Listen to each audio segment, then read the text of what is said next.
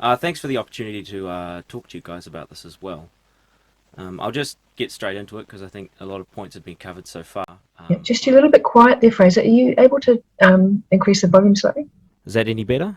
Yeah, that's better. Okay, Wonderful. cool. So, the Ministry of Transport showed that there were 320 deaths on New Zealand roads in 2020. The annual records of offences showed that there were 66 homicides in 2014. And I've mentioned in my submission that in 2020, 607 people killed themselves or committed suicide, and 66 people died from work-related injuries.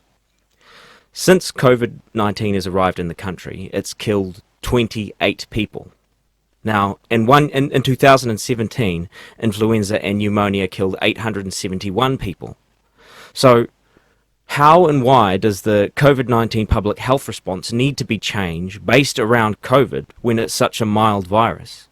Why is there such an overreaction around COVID-19 when for years New Zealanders have been dealing with far deadlier infections without lockdowns, without masks, and without fear-mongering and the pressures that the government has put on the people?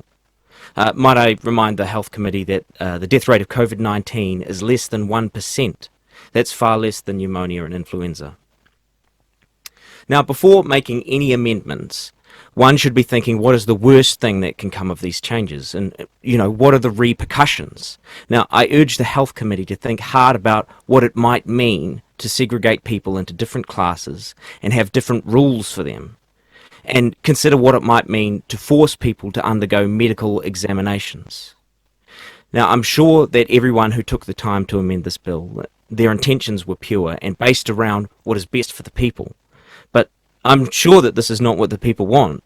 The government has disillusioned itself from the responsibilities for its people, and it seems like their sole concern is the micromanagement of their citizens. And I feel like it's time that Kiwis question the seemingly despotic regime that the government has planned to force people to undergo medical examinations, lock them in the home, and force people to cover their faces. Despite all of the reasons, the statistics of deaths that I've mentioned, and I've supported them with citations in my written submission.